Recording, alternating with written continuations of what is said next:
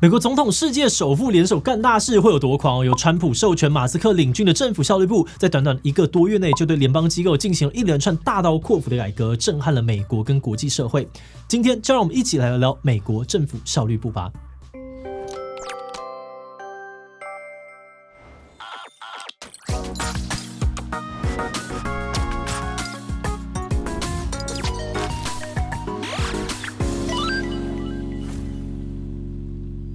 Hello， 大家好，我是志奇。川普政府创立了全新单位政府效率部 DOGE， 找来了马斯克领军而且一开工就引起了轰动，因为他们真的如其名，效率超高，在短短1个多月内完成了好几件大事，包含了结束多元、平等、包容政策，把相关部门职位都给裁撤掉。也冻结了所有援外资金，让负责援外的联邦机构，同时呢也是世界最大援外机构这个美国国际开发署运作全面停摆，甚至还在更大的范围内推动了大裁员计划，预计呢已经有超过20万名的美国公务员离开岗位。但还不只是这个样子马斯克说过呢，他计划要把美国428个联邦机构缩减到剩下99个，目标呢是要在将近7兆美元的联邦预算当中省下1到2兆美元。那我们今天就会来聊聊这个雷厉风行的政府效率部到底是个怎么样的部，目前为止又做了哪些事情，又有什么样的争议呢？不过在开始今天的讨论之前，先让我们进入到工商服务时间。科技日新月异，社会不停的变化，你的孩子准备好迎接未来挑战了吗？芒狗狗系列绘本用台湾在地故事培养孩子进步的品格和素养，帮助孩子建立适应未来的能力。专为3到6岁孩子设计的故事内容，将孩子熟悉的日常化为故事情境，让他们轻松找到连结，更好将观念应用在生活当中。绘本套组的丰富主题，涵盖了儿童阶段性发展所需，给孩子和家长全方位的成长支持。书内皆附有由专业顾问撰写的亲子共读指南，让即使是忙碌的家长也能够轻松的和孩子展开有趣的成长对话。现在官网购买绘本套组呢，通通68折全网最低价，还享有未来新品7折以上的优惠。输入我的折扣码积极推荐，全站产品还能够再打9折，赶快点击资讯栏来了解一下吧。美国全新机构政府效率部的起源呢，得从马斯克说起。作为一名企业家他过去呢就常常批评美国政府实在管太多了，拖慢了创新发展的脚步，甚至他因此杠上过政府部门。比如他的太空探索公司 SpaceX 呢，2023年就因为发射火箭时没有守规矩，违反了多项的许可跟安全规定，而被美国航空总署开罚。而马斯克呢，则提告说他们监管过头过度的干预。而至于川普呢，也跟他志同道合其实共和党呢本来就更偏小政府理念，也就是降低政府的干预，交给市场的手来决定。去年呢，川普选战期间更是主打这一点，提出要大力的缩减政府的规模，降低开支。当时呢，大力替川普助选的马斯克就曾经提议说，川普当选后呢，应该要成立一个组织，并且交给自己带领，让他用企业管理的方式来经实政府，而且他连名字都想好了，玩网路鼻音跟狗狗币的谐音梗取作 DOGE，The Department of Government Efficiency， 也就是政府效率部。而在川普顺利重返白宫之后呢，也真的马上就下令成立 DOGE， 并且让马斯克来主掌，其余人员名单则没有正式的公开。那根据美国媒体目前呢 DOGE 大约有40名的员工，多半是具有技术背景但没有公部门经验的年轻人。另外，各联邦机构也被要求要建立一个至少4人的 DOGE 小组来配合协助 DOGE 本部的精简政府计划。但其实 DOGE 政府效率部呢，并不是政府行政部门，因为呢，那需要国会批准才能够成立。现在的 DOGE 呢，是川普用行政命令授权成立的，全名叫做美国 DOGE 服务临时组织。那就层级来看DOGE 是隶属于美国总统办公室下面的一个技术部门的一个，类似于临时顾问团的存在。川普的行政命令里面呢，就明定 DOGE 预计在2026年7月4号，也就是美国250岁生日那天终止。那么 DOGE 在这1年半的时间里面，到底想要达成什么事呢？川普成立 DOGE 的一大理由是他认为美国联邦政府预算支出不当，行政的程序过分的繁琐，也就是乱花钱、繁文缛节太多，导致很多政策没有办法快速的推动，还加重了税收的负担。马斯克也引用官方数据指出，美国上个财政年度的赤字高达 1.8 兆美元，而且呢，要支付的国债利息也超高。如果不替政府收手，美国就会走向破产。而 DOGE 的主要使命就是要节省纳税人的钱，并且减少美国国债。他还曾经宣言要把政府的年度预算砍掉2兆元，相当于是原预算的30%左右。那具体来说呢，到底要怎么样省这么多钱首先川普的行政命令当中提到 ，Doge 会透过现代化联邦技术和软体来提高政府的效率、生产力，并且呢要破除官僚体系，精简行政程序，削减这个浪费性的开支，并且重整联邦架构。意思就是说 ，Doge 要全面的检视各个联邦机构，把他们判断不必要的规则、流程、计划、职位、机构给拿掉。马斯克进一步的指出，他们会使用 AI 跟数据分析来审查各机构的运作，找出是浪费或诈欺的支出，以及效率低下的状况，并且提出具体改善的建议或直接裁测。那从1月底成立到现在 ，Doge 也真的照他们所说，快速展开了一连串的措施，而且呢，主要内容跟马斯克刚接手 Twitter 时很像，也就是大规模裁员。Doge 成立以来呢，就马不停蹄的推出一波又一波的政府瘦身措施，比如呢，直接采用马斯克在 Twitter 用的买断方式，在1月底呢，广发 email 给200万名的政府雇员，告诉他们只要在2月8号以前自主离职，就可以拿到8个月的资遣费。根据报道，有将近8万人接受这个方案请辞。紧接着，川普又在马斯克的陪同之下，要求各部门还有机构负责人实施 Doge 的大规模裁员。根据报道，截至2月底，包含了内政部、卫生部、能源部、教育部、农业部、国土安全部、环保局，还有这个航空总署等等呢，一共10多个机构，至少20万名的政府雇员被裁。报道指出，被裁员的多半呢是还在试用期的员工，但也有一些是资深的行政文书人员，或者是特定领域的技术专家。此外呢，也有些猜测是针对特定政策而来的。比如呢，Doge 成立后的第一枪就是结束 DEI 多元平等包容政策。川普认为 DEI 激进呢又浪费钱，还会造成对于非少数的歧视。马斯克则批评DEI 让政府呢不能够用人唯才，因此呢他们会要求各政府部会在60天内全面终止有关 DEI 的计划，并且裁撤相关的组织还有职位。而在 DEI 之后呢，他们的下一个目标是美国主要援外机构成立已经64年的美国国际开发署 USAID。USAID 呢是全球最大的单一援助机构，主要在负责推动国际发展跟人道援助，在各地呢共计有1万多名的员工。而在1月底开始呢，川普就下令冻结所有美国的援外经费90天，包含已经拨出去的款项都不能够动用。紧接着呢 ，USAID 的总部办公室呢就被 Doge 封锁接管，官网呢也被关闭，更有大量的员工遭到开除，其余的员工呢则无限期停工。短短几天之内，整个机构就全面的瘫痪，各种进行当中的援助计划还有行动也戛然而止。Doge 的动作之快，让整件事情看似来得突然，但其实 USAID 本来就争议重重。过去不论是共和或是民主党阵营，也都出现过打掉重练的呼声。而长期以来呢 ，USAID 最为人诟病，也是这一次马斯克大力主张的论点之一，就是花费高昂，成效却不显著。根据官方的数据，美国2023年的援外经费呢占了总预算 1.17%， 支出呢一共高达了719亿美元，而且其中60%的任务呢都是由 USAID 执行的。但是历史悠久的 USAID 呢，因为经历各种组织变动，加上任务越来越繁复，导致整个组织严重的官僚化，任务的执行效率变得非常低落。比如许多分析呢都曾经指出，如今的 USAID 任务多半都是层层外包出去，一个援助计划呢会有好几家机构经手，中间需要经过多重的流程，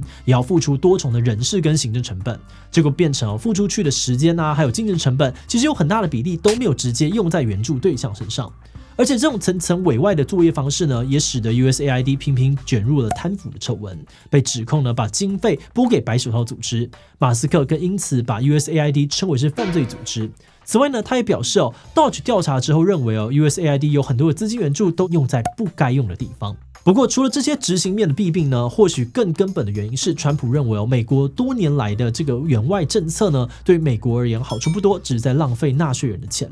而在川普跟马斯克眼中，像这样子浪费钱应该砍掉的机构，恐怕还有好几个。继 USAID 之后呢，川普又在2月10号下令消费者金融保护局暂时关闭总部并停止工作。川普目前也透露，下一个目标呢是教育部，更说教育部是一个大骗局，希望呢能够立刻的关闭它。马斯克更表示，他们要的是删除整个机构，斩草除根。不过这样子大刀阔斧的改革也迎来了不小的反对声浪。